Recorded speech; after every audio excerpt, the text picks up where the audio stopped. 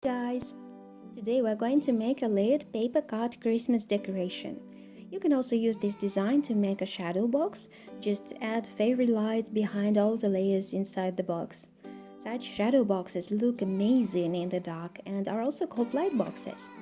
They are great as eye-catching room decor elements or bedside lamps.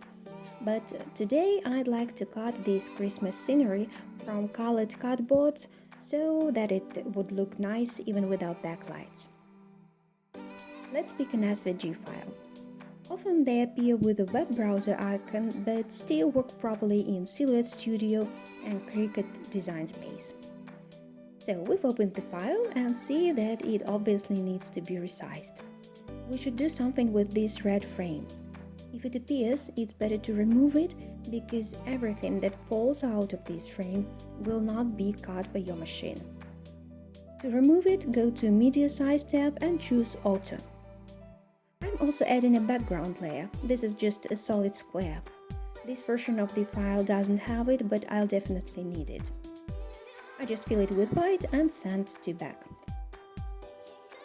I'd like to use colored cardboard, so I recolor the layers to see how the final design will look.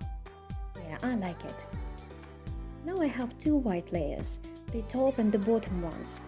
If I leave them like that, of the same color, it would be impossible to select and cut by color, so I would recolor the top layer to light gray. Now each layer has its own color, and it's very easy to send them to cutting using the Fill tab on the Send bar. The plotter will cut the elements where the boxes are checked. Let's start with the white background layer. When it's cut, I uncheck the box. All my cardstock pieces are of the same density, so I'll set the same parameters for all layers. Check the box of the next layer and cut it. And then proceed with the rest of the layers.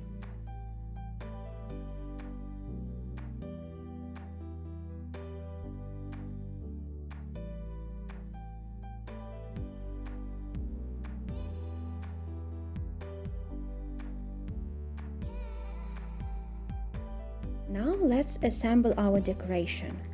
I could use just glue, but I prefer those very small double-sided sticky pads.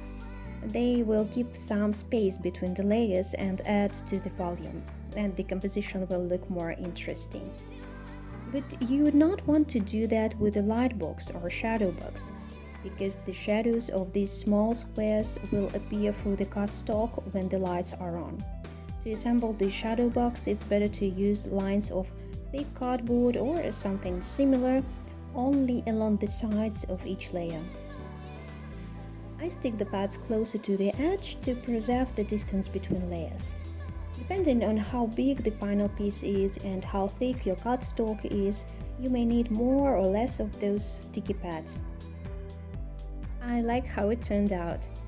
And you know what? You can download this design from my Facebook group for free. And I have a lot more designs for you in my stores on Design Bundles and Etsy, of course.